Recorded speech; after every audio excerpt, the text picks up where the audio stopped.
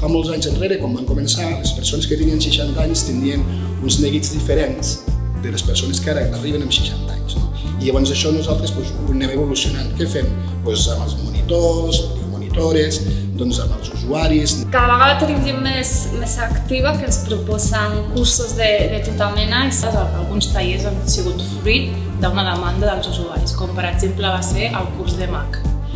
Fem tot allò que creiem que els pot sortir beneficiós i ho fiquem en marxa. La Fundació intenta complir amb les demandes dels usuaris. Mirem el que actualment està, diguéssim, a nivell tecnològic també, però no només això, sinó a nivell d'envelliment saludable, i el que fem és adaptar-ho a la nostra programació.